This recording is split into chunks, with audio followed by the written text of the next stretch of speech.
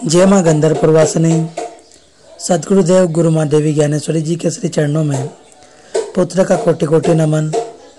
श्री गंधर्वपुरवासिनी माँ पीताम्बरा बगलामुखी का आशीर्वाद आप सभी भक्तों पर सदैव बना रहे। भक्तजनों, मनुष्य जीवन में अगर पल पल आपको परेशानियां आ रही है, शत्रु बाधा है, शत्रु आपको चैन से जीने नहीं दे रहे हैं, कर्ज का मार आप पे ज़्यादा हो गई है, कुल मिलाकर आप इतने परेशान हो गए कि आपने जहाँ जिसने जो बोला आपने वो किया। जप, हवन, अनुष्ठान, पेशी, अर्जिया, जो कार्य सब आपने किया, लेकिन परिणाम आपका शून्य रहा है। तो एक बार आप माँ पीताम्बरा बगलामुखी की दीक्षा लेकर के साधना के मार्ग पर आगे बढ़े। माँ बड़ी दयालु है, बड़ी कृपालु है, शीघ्र ही अपने शरण में आने वाले भक्त की सभी पीड़ाओं को धीरे धीरे दूर करने लगती है। तो आपके जीवन में जो भी समस्या है उनको अपनी माँ बगलामुखी साधना के माध्यम से हल करें माँ के आशीर्वाद से। ऐसे लोग बिल्कुल भी ना जुड़े जिनको सभी चीज़ें तत्काल चाहिए। देखिए, माँ की कृपा भी आयुर्वेदिक दवाई की तरह होती है, आपको तत्काल रिजल्ट नहीं देती है। आपका जैसा समर्पण रहेगा, जैसा भाव बढ़ता रहेगा, वैसा ही कार्य होगा। और जिनको चमत्कार चाहिए, जिनको तत्काल चाहिए, वे माँ की शरण में ना आए। बहुत से लोग दीक्षा के बाद में उनको जो गुरु मंत्र मिलता है वो किस प्रकार से कार्य करता है, किस प्रकार से नहीं करता है, आज हम उसी के बारे में जानेंगे। देखिए, बहुत बार व्यक्ति सोचता है कि दीक्षा का जो मंत्र मिला है, जो विद्या गुरुदेव ने बताई है, वो काम क्यों नहीं करती है। क्या जीवन भर ही उसको साधते रहना है। देखिए, गुरु मार्गदर्शन में, गुरु परंपरा में विद्या जीवंत होती है, विद्या सदगुरु बनाते हैं। यहाँ एक भेद है, सदगुरु वो है जो पैसे लेकर दीक्षा देते हैं या साधना शिविर लगाते हैं। एक बात हमेशा ध्यान रखना है, गुरु को पैसे की क्या आवश्यकता है और आध्यात्मिक सेवा के लिए ना कि कोई धंधा।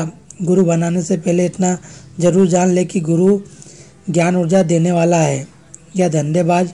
अगर उसके पास कुछ होता तो वो आपसे भीख क्यों मांगता, चाहे किसी भी रूप में।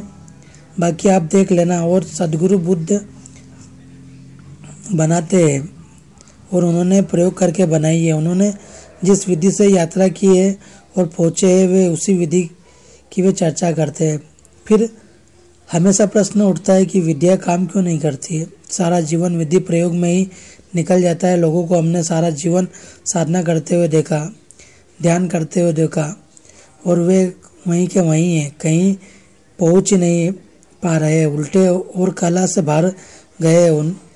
उनमें पाखंड पैदा हो गया है, उन्हें क्रोध भी आता है और बाद में वे बहुत पश्चाताप में जलते भी है।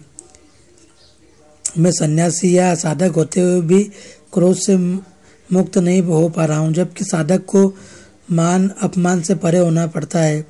वहाँ संयम और त्याग की जरूरत होती है, जहाँ मोह माया का त्याग करना पड़ता है। अगर नहीं करता है और क्रोध मोह माया में पड़ा है तो काहे का साधु। सन्यासी वो भी माया के वशी है। इसीलिए बुजुर्गों ने एक नसीहत दी, हमें पानी पियो छान कर, मित्र बनाओ जान मानकर, गुरु बनाओ जानकर।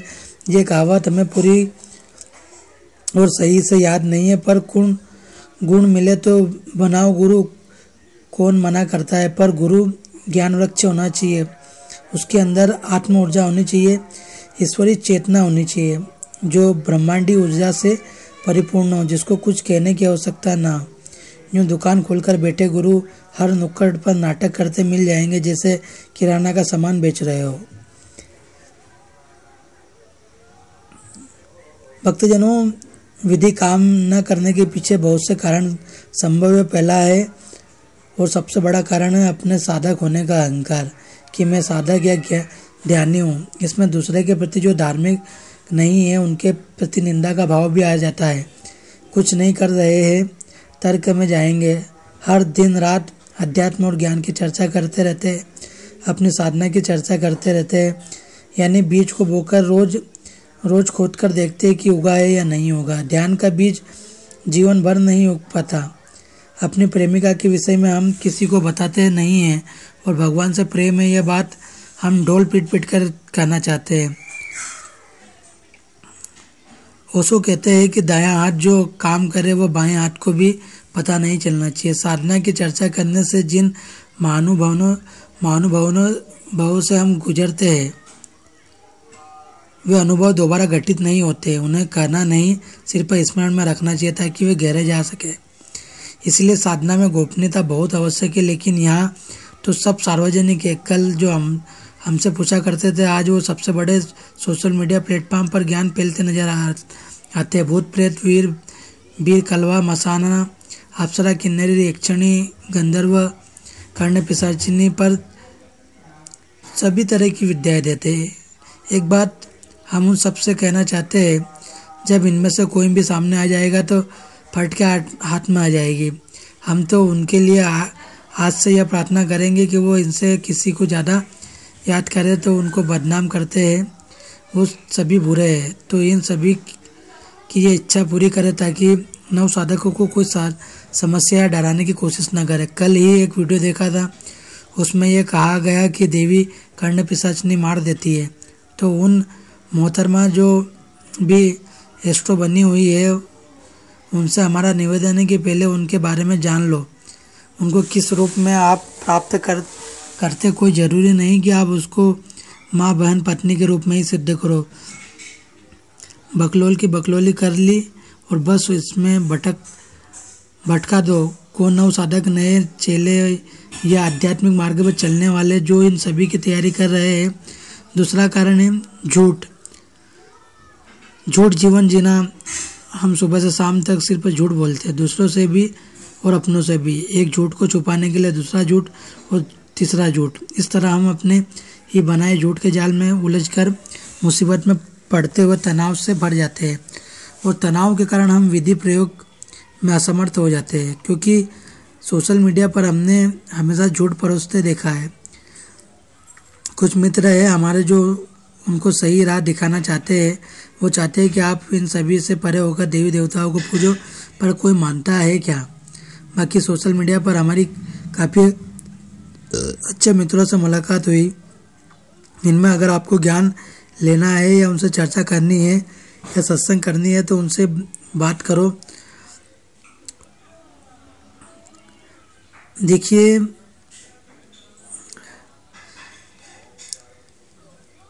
लोग भी यहाँ उग्र ऊर्जा चाहिए, इसलिए तो भटक जाते हैं।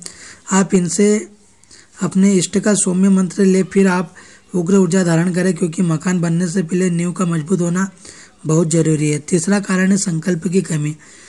हम में संकल्प बिल्कुल भी नहीं है। हमारी छोटी छोटी आदतें ही हम बदल नहीं पाते, हर गलती को बार बार दोहराते रहते हैं। आप जिस बुरी आदत को छोड़ने का संकल्प लेते हैं, कल तक उस पर टिकना मुश्किल हो जाता है। कल और अगले कल पर टाल देते हैं। अभी कहाँ जीवन निकला जा रहा है, कल देख लेंगे, और वो कल कभी आता ही नहीं है। यही अटल सत्य है। चौथा होता है धैर्य की कमी। हमें धैर्य तो है ही नहीं। हमारा जीवन इतना तेजी से भाग रहा है कि हमें आज और अभी ही परिणाम चाहिए। यदि हमारा शरीर अस्वस्थ है तो हमें बुखार हो तो हमें पूरी तरह से स्वस्थ होने में 1 से 2 सप्ताह लगते हैं, जबकि ध्यान तो शरीर के साथ ही चेतना का भी स्वास्थ्य होना है।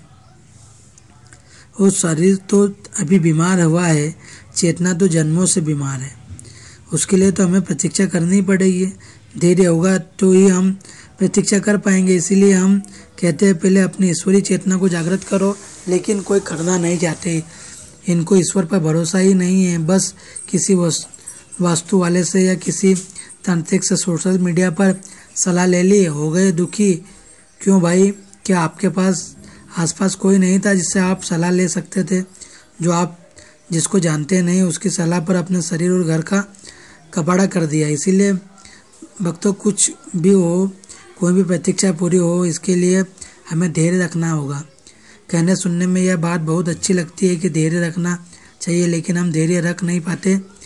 कैसे धैर्य रखें? धैर्य हमारे जीवन में उतर सके, इसके लिए हमें स्वीकार भाव बढ़ाना होगा। छोटी छोटी बातें हमें स्वीकार नहीं कर पाते, जो हमें तनाव देकर हमारे स्वभाव में चिड़चिड़ापन घोलती है। जिस चीज़ की ज़रूरत हमें थी ही नहीं, वह चीज़ हम महंगे दामों में बाजार से खरीद लाते हैं, लेकिन 2 से 5 रुपए के लिए सब्जी वाले से, फेरी वाले से या फिर बस कंडक्टर से झिकझिक करते हैं।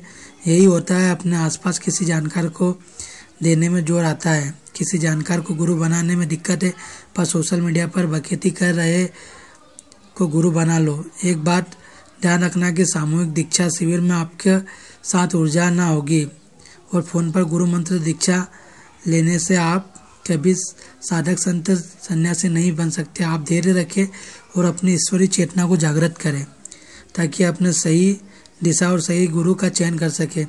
यदि हमें धैर्य को अपने जीवन में प्रवेश कर देना है तो स्वीकार भाव बढ़ाना होगा।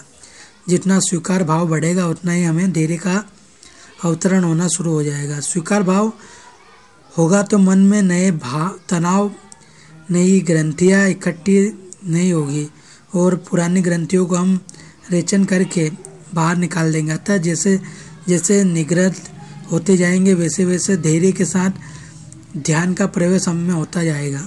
एक बात का हमेशा ध्यान रखिए कि आप ईश्वर की बनाई हुई वो नायाब कलाकृति हो, जिसको यूँ बर्बाद ना करो। आप सभी को उस ईश्वर ने स्पेशल बनाया है, तो आप उनको जानो, समझो, सौम्य स्वरूप और मंत्रों से शुरुआत करो। गुरु भी मिलेगा और सही आध्यात्मिक मार्ग भी, बस आपको धैर्य रखना है और कुछ नहीं। 5वां है विधि में सत्यता का अभाव। कोई भी विधि निरंतरता की मांग करती है, ताकि आगे की विधि में पहुंचा जा सके। बीच में यदि हम विधि से हटते हैं तो निश्चय ही गत्यात्मकता का बना रहना मुश्किल है। हम फिर पीछे लौटते आते हैं, यानी 4 कदम बढ़ते हैं, 2 कदम फिर पीछे हट जाते हैं। इस तरह हम चलते भी जाते हैं और रुकते भी जाते हैं। इसीलिए एक समय पर एक ही मंत्र का विधान करो। एक उदाहरण है कि एक कुआं खोदो, उसमें से पानी निकालो। चाहे 1000 फीट, 100 फीट, 10 कुएं खोदते हो तो पानी कहाँ से निकलेगा। इसीलिए एक ही कुआं खोदो, पानी निकल कर पियो। 6वां कारण है विधि के चरणों को पूरा नहीं करना, यानी अपने को पूरा नहीं देना, कुछ बचा लेना। हम विधि प्रयोग करते हैं, लेकिन सारे चरणों को पूरी शक्ति और संकल्प से पूरा नहीं करते, और जब तक हम अपना 100% नहीं देंगे तब तक विधि काम नहीं करेगी। हम में इतना त्वरा, इतना संकल्प हो कि हम स्वयं को विधि के हवाले कर सके, पूरी ताकत, पूरी शक्ति लगा सके। जैसे कोई छुरा लेकर पीछे दौड़ रहा हो, हम अपने को बचाने के लिए पूरी शक्ति लगाकर भाग रहे।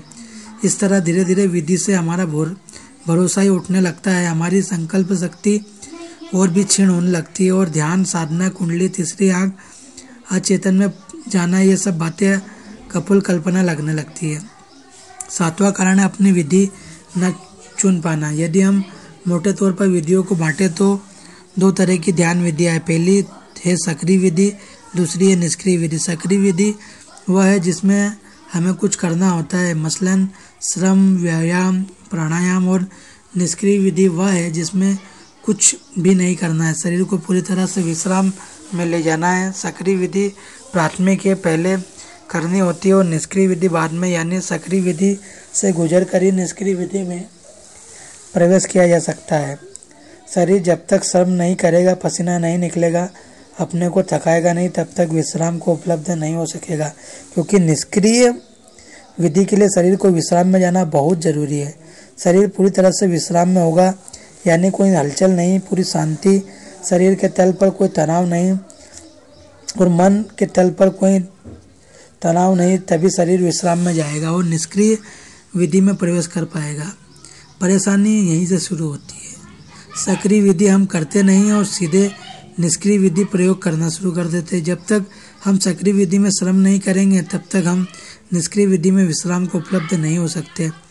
हम सीधे निष्क्रिय विधि प्रयोग करते हैं और उसमें सफल हो नहीं पाते। हम शरीर और मन दोनों को तलों पर अशांत होते हैं, शरीर विरोध करता है, कहीं खुजली चलती है, कहीं चींटी काटती है, भाव उठते हैं, विचार घिरते हैं। जबकि निष्क्रिय विधि में 45 मिनट से 1 घंटे तक हमें शांत रहना है, कोई भाव नहीं, कोई विचार नहीं, तभी ध्यान में प्रवेश होता है। भक्तजनों, स्वयं साधक बनकर माँ बगलामुखी साधना के माध्यम से जीवन की समस्याओं को हल करें। परेशान सभी है, दूसरों के भरोसे पर ना रहे। माँ बगलामुखी की दीक्षा लेने हेतु आज ही माँ के दिव्य दरबार में संपर्क करें। जय माँ बगलामुखी, जय श्री महाकाल।